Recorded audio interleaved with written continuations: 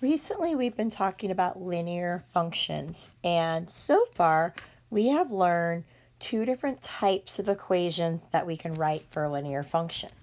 The first type we learned about was standard form.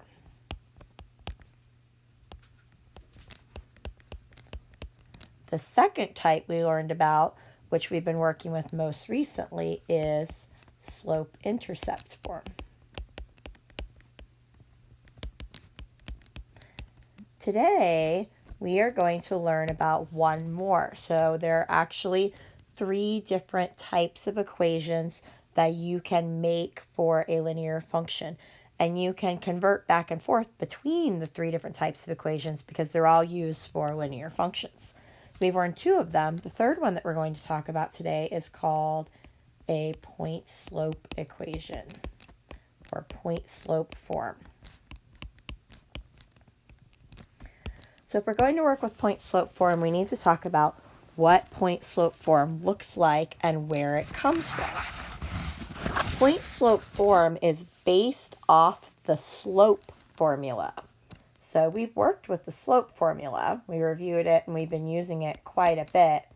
The slope formula looks like this.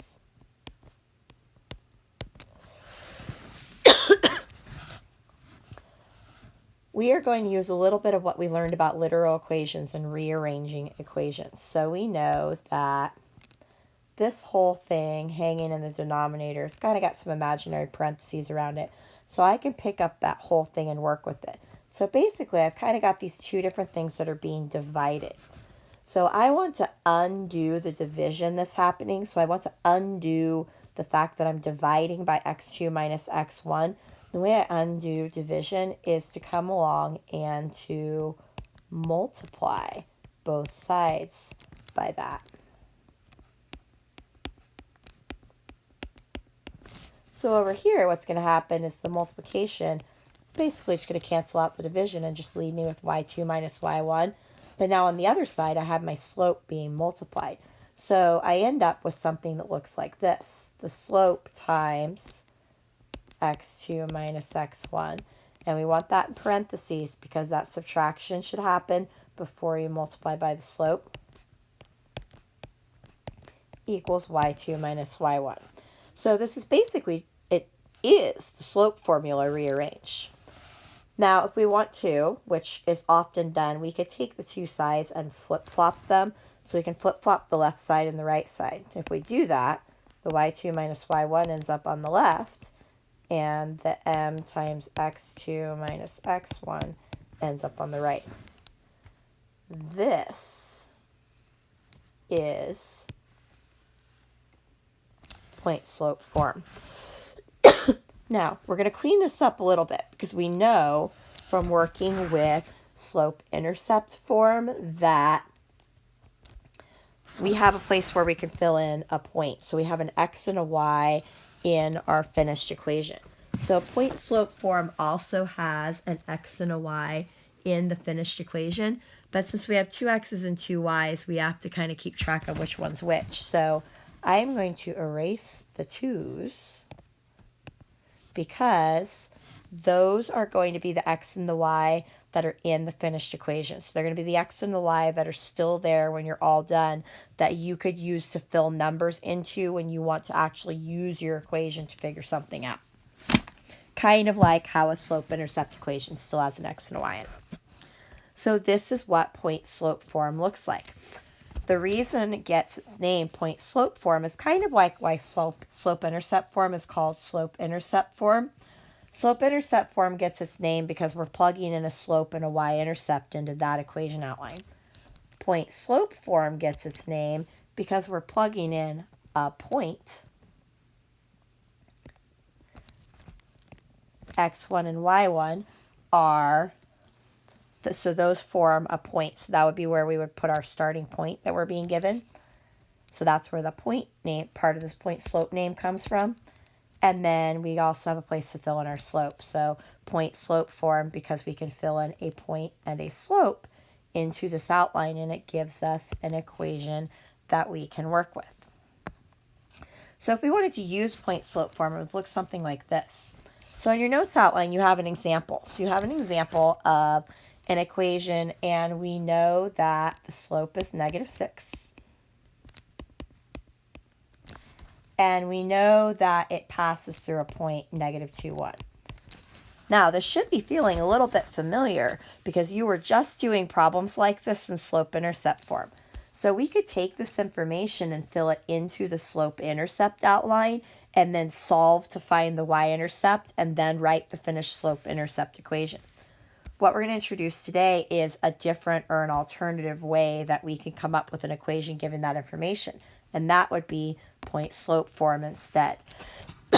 A lot of people actually like point-slope form over slope-intercept form when they're working with information like this, because slope-intercept form, we have to do extra work. We have to solve to find the y-intercept before we can write the equation. Point-slope form, we don't have to do that. We can literally just drop things in where they go.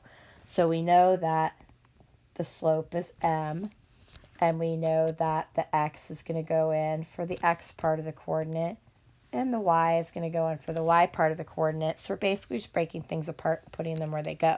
So our point-slope equation with everything dropped in would look like this. Y minus 1 equals -6 times x. Now we have to be careful here because when we fill this in, it's going to be x minus -2. Most of you guys are pretty good about cleaning up double negatives. We don't like to write double negatives, so we're going to clean up that minus -2. And in our finished equation, we're going to write x plus 2 because minus and negative we know is the same thing as adding.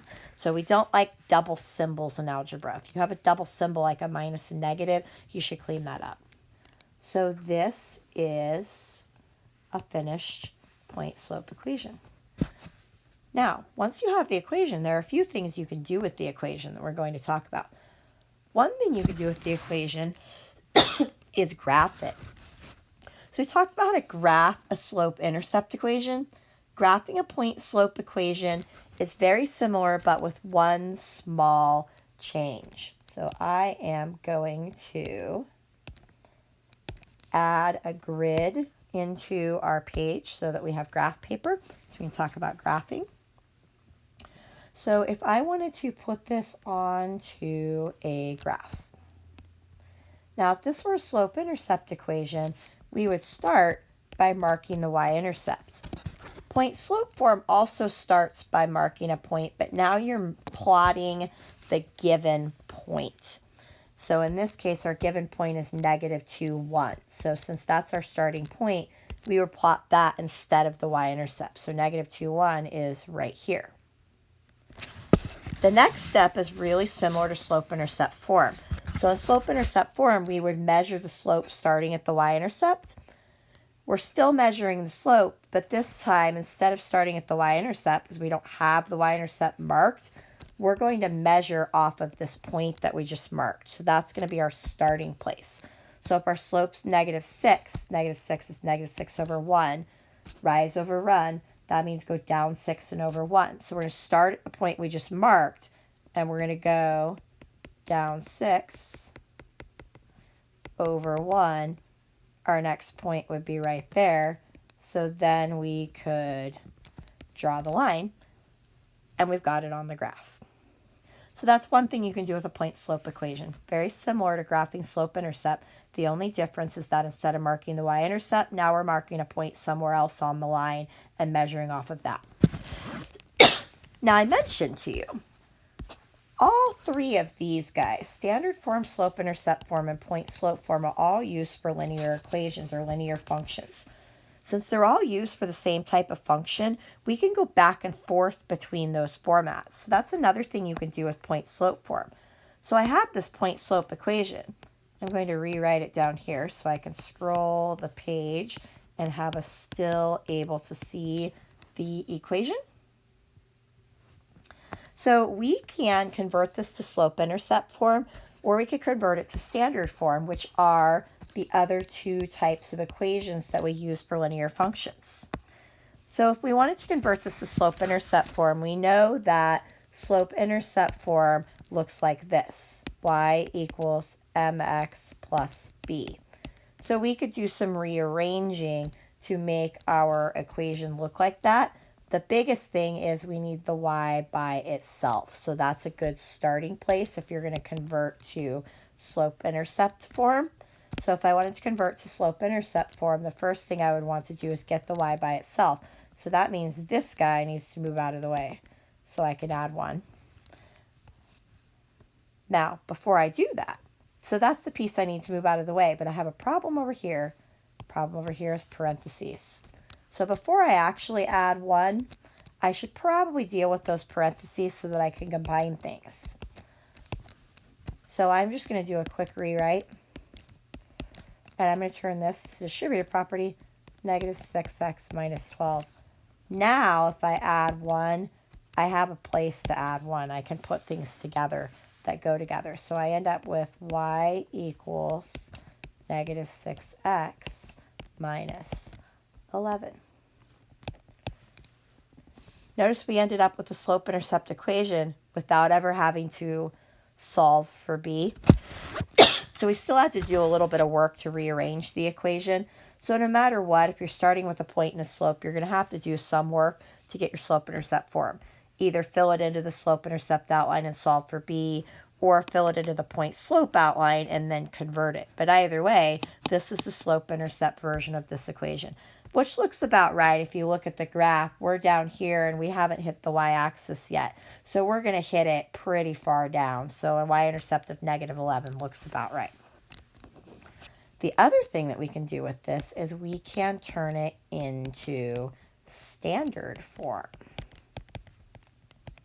So standard form, so remember, slope-intercept form, y equals mx plus b. Standard form is ax plus by equals c. So in order for something to be in standard form, I need my x's and my y's all hanging out on the same side together. So in order to do that, we're going to have to distribute, because right now we've got the x in parentheses, and we can't just yank it out of the parentheses. So distributive property solves that problem, so we're not violating order of operations. So we want to do that first.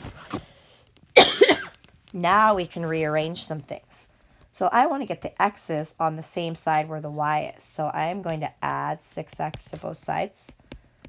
Now there's nothing we can combine this with. There's no like terms on the left side. So we just have to kind of list it out. 6x plus y minus 1 equals negative 12. So at the x's and the y's on the same side, but in standard form, that is the only thing that should be on that side, which means this 1 needs to go away. So I'm going to add 1. So 6x plus y equals negative 11. There's standard form. Again, don't forget, and you have this elsewhere in your notes, but one more reminder, make sure your standard form is correctly formatted. So there should not be any fractions in standard form. This problem didn't happen to have fractions, so we're good there. X also needs to be positive.